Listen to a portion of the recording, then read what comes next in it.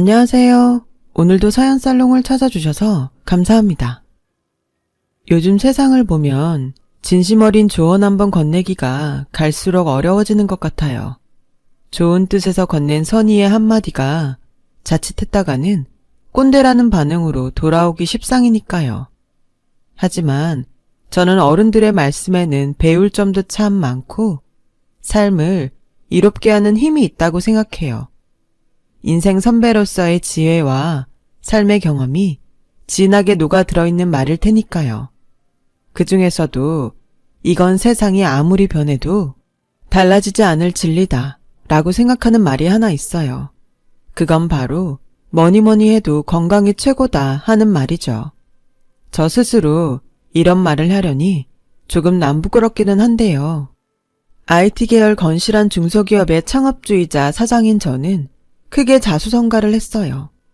일찍이 하늘나라로 떠난 친정 부모님께서는 정해진 장사자리도 없이 이 시장 저 시장을 떠돌며 참 어려운 삶을 사셨거든요. 친정 부모님은 비록 경제적으로는 가난했지만 세상의 존경을 받기에 충분할 만큼 무척 올곧은 분들이셨다고 자부해요. 제 평생의 기억을 통틀어서 친정 부모님의 모습은 항상 누구보다 2시간 먼저 일어나 하루를 시작하고 또 누구보다 항상 2시간 늦게 일을 마치는 근면성실한 모습이었으니까요. 솔직히 그런 친정 부모님의 모습이 마음 한구석으로는 가끔씩 안타까워 보일 때도 있기는 했어요. 물론 존경스럽죠. 대단한 분들이셨죠. 막 철이 들기 시작했던 17 그 시절, 친정 부모님을 향해 어쩌다 한 번씩 품었던 안타까운 심정은 바로 엄마, 나 엄마 딸 맞죠? 글쎄, 아들은 아닐 거라마. 암튼 엄마 딸 맞으니까 이런 생각도 할 수 있는 거겠죠. 그쵸? 일단 드러나 보자. 난 우리 엄마랑 아빠가 단 하루라도 좋으니까 딱 1시간만이라도 더 주무셔봤으면 좋겠어. 새벽에 일어나서 저녁에 먹다 남은 식은밥 몇 덩이 급하게 우겨놓고 일을 나가는 게 아니라 1시간만이라도 더 자고 딸내미가 차려놓은 따끈한 아침밥 든든하게 먹고 출근하셨으면 좋겠어. 나도 이제 간단한 아침 밥상 정도는 차릴 수 있는 나이잖아요. 생각만 해도 가슴이 막 벅차오르는걸? 우리 딸이 차려준 아침밥상이 얼마나 뜨시고 맛있을까? 그치만 지수야, 엄마 생각은 이래. 옛말에 일찍 일어나는 새가 벌레를 잡는다는 말이 있잖니? 그럼 그 새가 일찍 일어나서 사냥해온 한 끼 식사를 누구 입에 넣어줄까? 아기 새. 엄마랑 아빠도 마찬가지야. 다른 부모들처럼 조기 유학이니 원어민 영어학원이니 그런 뒷바라지까지는 해줄 수 없을지 몰라도 우리가 할 수 있는 만큼만이라도 너에게 전부 다 해주고 싶어. 그래서 남들보다 하루를 빨리 시작하고 남들보다 늦게까지 일하는 거야.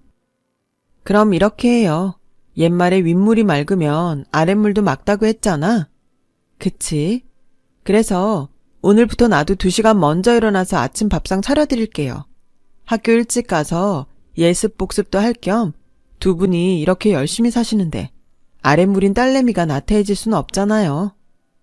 그렇게 저는 근면성실한 삶의 태도를 몸소 익혀가며 자랐어요. 친구들보다 아침 저녁 2시간씩 총 하루 4시간의 시간만큼 더 공부한 덕분에 명문대에 입학하게 되었고 만점에 가까운 학점으로 대학을 졸업하던 해에는 저소득층 전형 국비 유학생에 합격되어 유학도 다녀올 수 있었죠. 모두가 친정 부모님을 본받아 살아온 덕분인 만큼 하늘 같은 부모님 은혜인 셈이기도 하고요. 비록 반찬이라고는 김치 하나가 전부일 정도로 가난하지만 주변 모두에게 성실하다고 인정받는 남편까지 떡하니 얻었으니 금상첨화였고요. 살아생전 친정 부모님의 모습처럼요.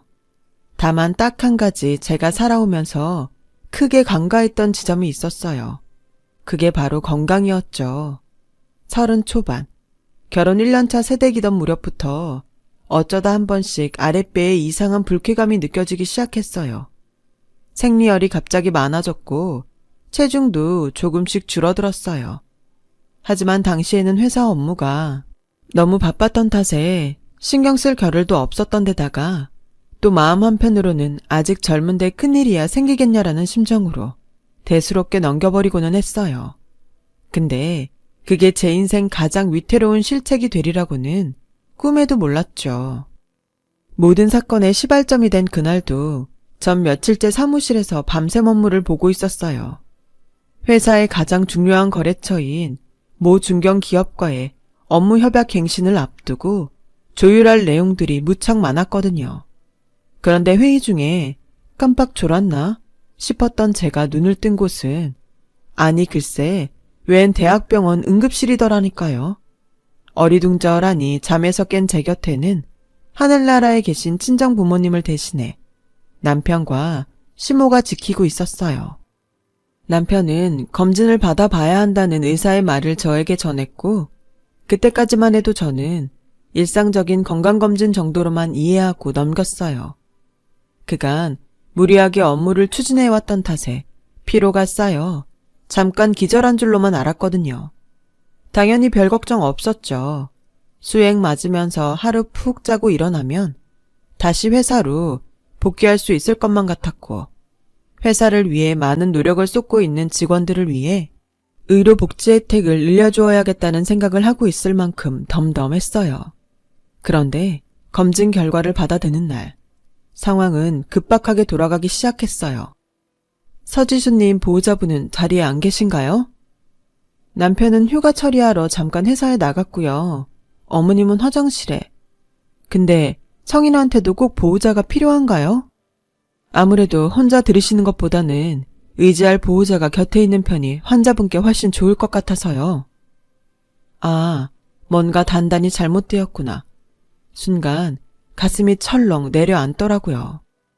마침 시모가 화장실에서 돌아왔고 제 생각은 현실이 되었어요. 가족 중에 특별한 병력이 있으신가요? 시가족 말고요. 친정 쪽에서. 네, 부모님 두 분 다 암으로. 그렇군요.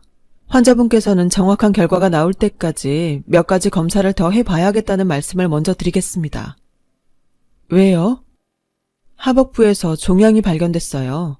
위치랑 형태를 봐서는 악성 종양. 그러니까 암으로 추정되는 상황이고요. 조직 검사 결과는 주치의 선생님의 소견과 다르지 않았어요. 자궁암 4기.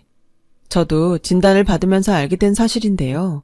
자궁암은 다른 암과는 다르게 통증이라거나 증상이 확연히 드러나는 편이 아니어서 병세가 많이 진행된 상태로 발견되는 사례가 많다더라고요. 다행히 자궁암은 예후가 좋은 편이라서 치료 후 생존율이 80%에 가깝다고는 하지만 저처럼 4기까지 접어든 상태로 발견된 환자들의 경우 생존율이 확 낮아져요. 대략 25% 남짓한 정도로요. 청천벽력 같은 소식은 거기서 그치지 않았어요. 제 딴에는 아직 한창 젊으니 25% 생존율 안에 충분히 들 수 있을 거라는 기대를 품고 있었는데요. 알고 보니 암이라는 병은 젊은 사람들한테 훨씬 위험한 병이더라고요. 젊은 만큼 세포 생성이 빠르고 많은데 덩달아 암세포도 빠르고 많이 생성되기 때문이래요. 이래저래 긍정적이라고 할 수 없는 암울한 상황이었죠. 그 무엇보다 유독 제 가슴을 아프게 만든 사실은 아이를 가질 수 없다는 진단이었어요. 부모가 될 수 없다는 슬픔이었어요. 그나마 다행이었던 건 제가 세상을 허투루 살지 않았다는 것 같았어요. 그동안 성실하게 살아온 삶은 제가 좌절에 빠지도록 내버려두지 않았어요. 덜컥 환자가 되어버린 제가 암 병동에 입원했다는 소식이 전해지자 참 많은 분들께서 찾아와 힘이 되어주셨거든요. 그분들은 저에게 감사한 위로의 말씀을 아끼지 않으셨고 저는 그 중에서도 희한하게 옛말들이 귀에 쏙쏙 들어오더라고요. 호랑이 굴로 들어가도 정신만 차리면 산다. 그러니 정신 바짝 차리고 포기하지 말아라. 하늘이 무너져도 솟아날 구멍은 있다. 그러니 좌절하지 말고 꿋꿋하게 이겨내렴. 남편과 시모의 병수발도 고통스러운 항암 치료를 이겨내는데 아주 큰 힘이 되어주었어요. 특히나 시모는 친부모도 이렇게 할 수 있을까 싶을 만큼 지극정성이었어요. 단 한시도 제 곁을 떠나지 않으며 밥까지 호호 불어가며 직접 떠먹여줄 정도였으니까요. 덕분에 전 수술이 가능할 만큼 빠르게 건강을 회복할 수 있었죠. 그런데 수술 날짜가 잡히던 바로 그날, 시모가 마치 그냥 지나가는 이야기인 척 아주 뜻밖의 말을 꺼내더라고요.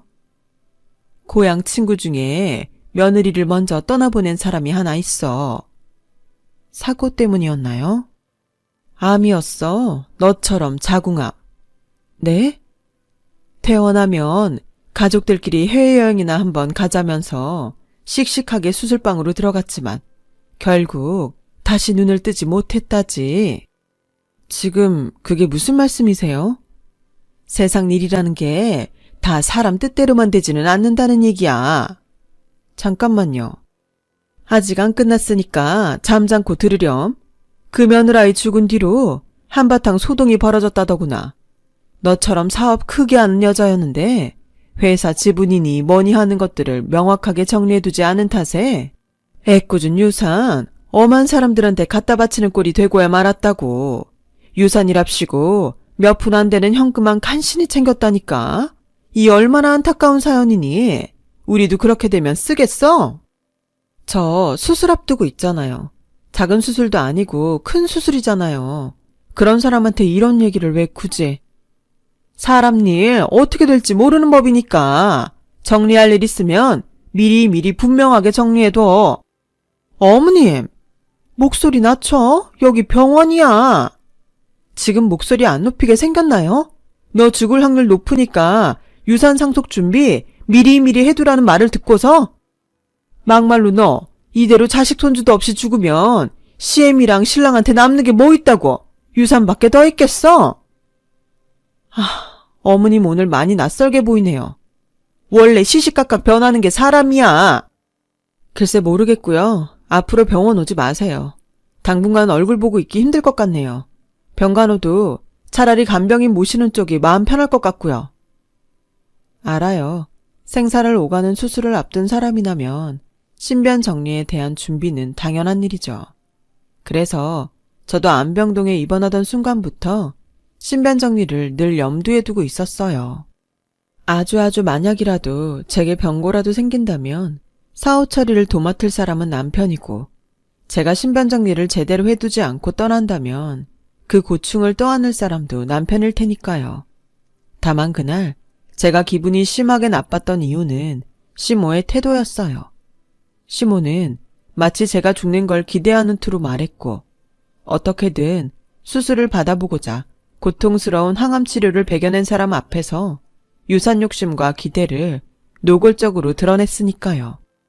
열길 물속은 알아도 한길 사람 속은 모른다는 말이 있듯이 갑자기 유산 욕심을 드러낸 시모의 속을 저로서는 분명하게 알 수는 없는 일이었지만 이거 하나만큼은 분명하게 느낄 수 있었어요.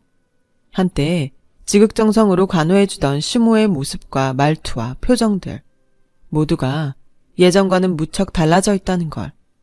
그렇게 저는 당분간 시모를 멀리하기로 했고 시모도 그날 이후부터 제 병실을 찾지 않았어요. 하지만 눈에 보이지 않는다고 해서 절대로 안도할 수는 없는 일이었어요.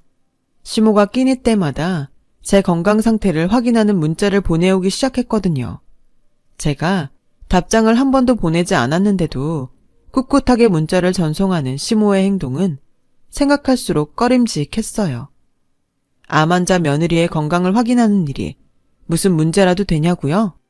시모의 메시지는 아주 평범하게 안부를 묻는 말로 시작했어요. 진짜 문제는 그 뒤에 붙어있는 마지막 문구들이었죠. 먼저 떠난 친정 부모님이 보고 싶지 않냐는 둥, 인명은 하늘에 달린 법이니 세상을 너무 원망하지는 말라는 둥. 이게 절 죽을 사람으로 콕 점 찍어두었다는 얘기와 뭐가 다르겠냐고요.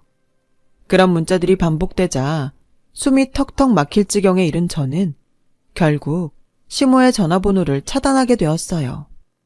차단하는 모습을 남편에게 들켰지만 고맙게도 모른 척 눈 감아주더라고요. 그러는 사이 저에게 뜻밖의 인연이 다가왔어요. 남편이 마음 놓고 출퇴근을 다시 시작할 수 있었을 만큼 저를 잘 돌보아 주셨던 새 간병인 할머니였죠. 그분은 뭐랄까, 가려운 데를 속 시원하게 긁어주는 매력도 있고 꽤나 낭만스럽기도 하고 무엇보다 세상 이치를 꿰뚫어 보는 해안이 있는 분이셨어요. 시자 붙은 사람들은 왜 그런지 모르겠다니까. 네? 미안해요. 내가 주제넘게 끼어들었지? 요즘 젊은 친구들 남 일에 끼어드는 거 별로 안 좋아하는데. 괜찮아요. 안 그래도 남편 출근하고 나면 심심해지던 차에 말동무 생기면 저야 감사한 일이죠. 근데 방금 그 말은 무슨 뜻이에요? 시자 붙은 사람들? 다른 환자 간병하다가 다 들었어. 시모라는 사람이 처자가 남길 유산부터 생각하더만. 네, 솔직히 잘 모르겠어요. 정말 좋은 분이었는데 왜 갑자기. 세상 그래. 제일 진한 건 뭐니 뭐니 해도 핏줄이고 때로는 핏줄보다 진한 것이 돈이고. 맙소사, 핏줄 다음은 돈이라니. 할머니의 능청스러운 어스레에 저도 모르는 사이에 피식 웃음이 나오더라고요. 오해는 하지 말어. 돈이 최고라는 칭찬이 아니라 되려 사람 눈멀게 만드는 게 돈이라고 흉보자는 얘기니까는. 아무튼 간에 이따 저녁부터는 밥알 하나하나 싹싹 긁어 다 먹어. 점심때처럼 두어 숟갈 깨적거리다 내려놓으면 못 써. 한국 사람은 밥심이고 밥심이 든든해야 힘든 수술도 든든하게 잘 이겨내지. 네, 든든하게. 그렇게 다가온 간병인 할머니는 힘든 병원 생활의 유일한 활력소가 되어주었어요. 어느 날에는 지나가다 처자 생각이 났다며 긍정적인 내용들로 꽉 들어찬 시집을 선물해 주는가 하면 긴 시간 먹어온 병원밥에 질려가던 저를 위해 수시로 간식거리들을 챙겨다 주었어요. 할머니 말로는 그냥 아무거나 챙겨왔다고는 했지만 어느덧 병원 경력이 제법 찬 제 눈에는 한눈에 보이더라고요. 주치의 선생님에게 물어 제 건강에 해롭지 않은 간식들로 꼼꼼히 신경 썼다는 걸요. 전 그런 간병인 할머니와 많은 시간을 함께 보내며 차츰 시모로부터 받았던 스트레스를 잊어가기 시작했고 마침내는 온전한 몸과 마음으로 수술방에 들어가게 되었어요. 주치의부터 시작해서 의료진 모두가 예우를 장담할 수 없다고 했을 정도로 어려운 수술이었지만 결과는 성공적이었어요. 자궁암이 치사율이 가장 낮다는 점과 간병인 할머니로부터 받은 위로와 살고자 하는 저의 의지, 그리고 살리고자 하는 의료진들의 마음이 모두 한데 어우러져 만든 기적이었어요. 그런데 수술 회복을 마치고 일반 병실로 돌아와 눈을 뜬 제 곁에 남편은 없었어요. 심지어 제가 회복하는 내내 코빼기조차 비추질 않았어요. 오직 간병인 할머니만이 매일 저의 손을 꼭 붙들고 감사의 기도를 올려줄 뿐이었죠. 저는 그런 상황이 너무도 이상했지만 차마 물어볼 수 없었어요. 마치 아픈 딸아이를 바라보는 듯한 할머니의 눈빛이 지금은 회복에 집중하라며 연신 타일렀거든요. 그리고 얼마 뒤 건강을 거의 회복한 제가 퇴원을 하던 날에서야 할머니는 자신이 알고 있던 모든 내용을 털어놓았어요. 그놈의 망할평, 이제 다 떨쳐낸 거 맞지? 네, 주치의 말로는 향후 5년 정도 예우를 지켜봐야 완치 판정이 나오기는 하는데 수술 경과가 워낙 좋고 제 회복 속도도 빨라서 큰 걱정은 없다네요. 다행이다 얘. 진짜 잘 됐어. 이제 말씀해주세요. 저 이만큼 건강 되찾았잖아요. 네? 그러니까 그게 말이다. 내가 일찍이 부모 여인 우리 손주 먹여 살리느라 이 일 저 일 다니고 그러거든. 하필이면 그러다 딱 마주쳐버린 거지. 누구를요? 처자 수술방 들어가던 날 공인중개사 사무실에 청소 용역을 갔는데 아니 글쎄 거기 앉아있더라고. 처자 신랑이. 남편이요? 시어머니가 아니고요? 대체 왜겠어? 땅 보러 왔더만. 내가 세상에서 제일 진한 건 핏줄이라고 했던 말 기억하지? 그 말에는 가족 간의 사랑이 그만큼 진하다는 좋은 뜻도 있지만 어두운 뜻도 함께 가지고 있어. 쉽게 설명하자면 그 부모한테서 똑같은 자식 나온다는 얘기야. 처자가 생사고락을 오가는 순간에도 유산을 먼저 탐냈던 시모처럼 신랑이라는 양반도 앞에서는 걱정하는 척, 뒤로는 사실 지엠이랑 똑같은 인간이었던 셈이지. 아무래도 그랬던 모양이네요. 아니, 지가 나 모르는 돈이 어디 있다고. 그 양반한테는 처자가 암 걸린 순간부터 돈이었던 모양이지. 네? 비싸도 좋으니까 안정적인 매물로다가 추천해 달라더라. 와이프 수술 잘못되면 전 재산이 유산으로 떨어질 참이고, 수술 잘 돼봤자 불임 핑계로 이혼 걸어서 재산 반반 갈라먹을 작정이라고. 공인중개사 양반이랑 신랑이랑 친해 보이던데 만해 공인중개사 알아? 알아요. 남편 고향 선배던가 어릴 적부터 꽤 친했다고. 암튼 알려주셔서 감사합니다. 이 은혜를 어떻게 갚아야 할지. 일단은 내가 했던 두 번째 말부터 똑똑히 새겨들어. 때로는 핏줄보다 진한 게 돈이라는 말이요. 그거 지독한 돈 냄새에 한번 홀려버린 사람은 핏줄이고 나발이고 눈에 뵈는 것 없다는 뜻이거든. 그니까 지금부터 마음 단단히 먹고 현명하게 처신해야 돼. 네, 조언 감사합니다. 병원을 나선 저는 현명하게 처신해야 된다는 간병인 할머니의 말을 되뇌며 곧장 시댁으로 향했어요. 마침 시모는 제가 도착했는 줄도 모르는 채로 한바탕 말싸움을 벌이고 있더라고요. 그동안 모아둔 자신의 전 재산을 탈탈 털어 부동산 계약금을 걸어놓은 상황이었던 남편은 시모에게 애걸복걸했어요. 저한테서 이혼 위자료 뜯어내면 꼭 갚을 테니 부동산 잔금 처리를 좀 해달라고요. 이에 시모는 먹고 죽을라 해도 그런 큰 돈은 없다며 남편에게 바락바락 소리를 질러대는 한편으로 저의 수술 경과를 남편에게 자꾸만 캐물었어요. 수술 진짜 잘 된 거 맞냐고요. 수술 후에도 5년 이내에 사망하는 경우가 많다던데 그럴 확률은 얼마나 되는 거냐고요. 부모고 자식이고 다 때려치울 기세로 싸워대는 그들의 모습을 보고 있던 내내 제 머릿속에선 이런 생각이 떠나질 않더라고요. 지독한 돈 냄새에 한번 홀려버린 사람은 핏줄이고 나발이고 눈에 뵈지 않는다는 간병인 할머니의 말이 진짜 사실이었구나. 분위기 망쳐서 미안한데요. 혼자 보기 좀 아깝다는 생각이 들어서요. 코미디도 이런 코미디가 따로 없거든요. 언제 왔니? 의사가 뭐라디? 금방 재발할 거라지? 어머님 입장에서는 불행하게도 수술 예후가 아주 좋답니다. 회복 속도도 빨라서 앞으로 큰 걱정 없겠답니다. 왜요? 실망하셨어요? 유산 못 가져가게 돼서? 근데 좀 웃기지 않아요? 만에 하나 수술이 잘못되었다 쳐도 그건 남편 몫이지 어머님 앞으로 돌아갈 돈이 아닌 걸로 아는데? 내 돈이 아들 돈이고 아들 돈이 다 내 돈이지. 부모 자식 사이에 뭘 그런 걸 따져. 그건 아니지 엄마. 결혼하고 분가해서 나왔으면 엄연히 다른 주머니 된다는 건 몰라? 당신은 두 번째니까 기다려. 얘기 나온 김에 한번 물어나 보죠. 유산이 왜 갑자기 탐이 난 건데요? 원래 그런 분 아니셨잖아요. 너 수술 날짜 받아놓고 짐도 챙기고 청소도 해놓을 겸 찾아갔던 집에서 발견한 통장에 돈이 수억씩이더라. 회사 증권들은 몇 배씩이나 되고. 이러니 눈이 안 뒤집히고 백이겠니? 니까 거 하나 죽고 살고에 수억이 들어왔다 사라졌다 하는데 맘만 같아서는 내 손으로 호흡기 수십 번도 더 뗐어. 진짜 정직하게 돈에 미친 거네요. 그니까 안 사람이 얘기하잖아. 그거 엄마 돈 아니라고. 병고 생겼어도 전부 내 돈이라고. 당신 지금 안 사람이라고 했어? 그럼 자기가 안 사람이지 바깥 양반이야? 하긴 아직 불임 사유로 이혼 안 당한 상황이니까 법적으로 부부관계가 맞기는 하다. 그치? 듣고 있었어? 아니 대체 언제부터? 낱말은 새가 듣고 반말은 쥐가 들어. 내가 오늘 여기 오지 않았어도 언젠간 밝혀질 일이었다고.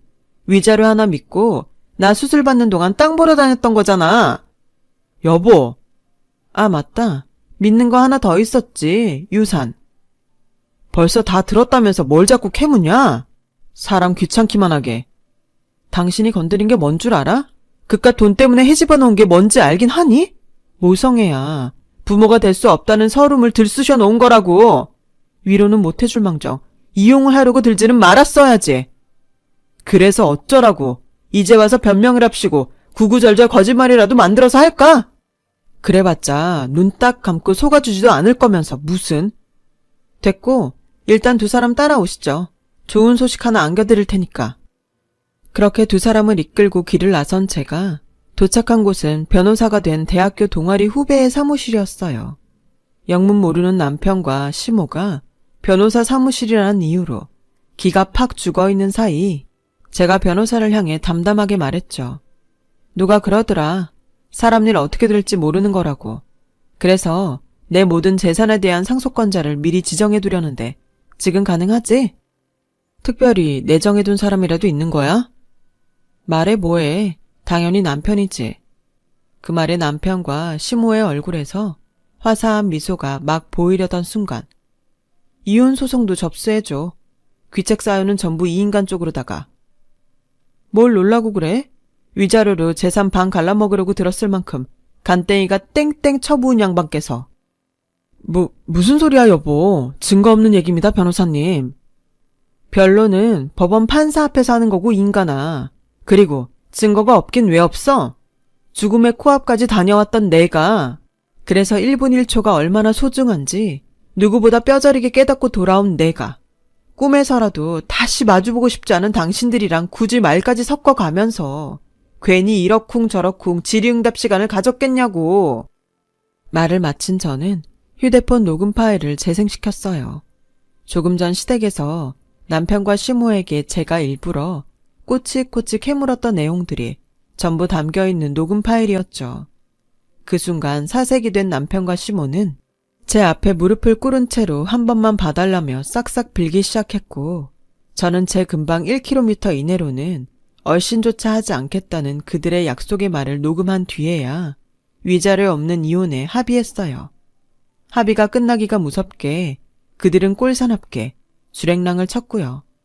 그날 콩밥을 콧구멍으로 쑤셔 먹여도 30년을 먹여도 모자랄 그들을 제가 위자료도 받지 않은 채로 얌전히 이혼해준 이유가 따로 있었어요.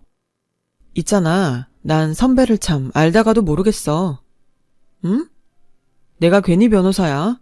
나한테 그냥 다 맡겨놨으면 위자료에 정신적 피해 보상까지 덤으로 얹어서 제대로 받아줬을 텐데 뭐하러 협의이혼을 해줘? 굳이 내가 짓밟지 않아도 어차피 인생 파탄 예약이니까. 원래 엄청 가난한 집안이었던 데다가 주제에 가분한 부동산에 그동안 벌었던 전재산 계약금으로 걸어놨잖냐. 나한테 뜯어낸 위자료로 잔금 치르려고 했는데 그 위자료가 싹 날아가 버렸고 그 말은 계약금으로 걸어놓은 전 재산도 싹 날아갈 예정이라는 뜻이기도 하고. 인과응보네. 자업자득이지.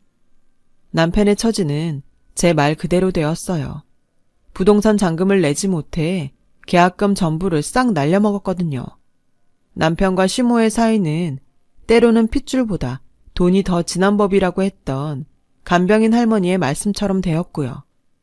남편은 부동산 잔금을 대신 막아주지 않았다며 시모를 원망하고 시모는 시모대로 괜히 너까지 헛된 수작 부리다가 이혼당하는 바람에 잘나가는 부자 며느리 끝마저 떨어져 버렸다면서 남편을 원망하며 살고 있죠.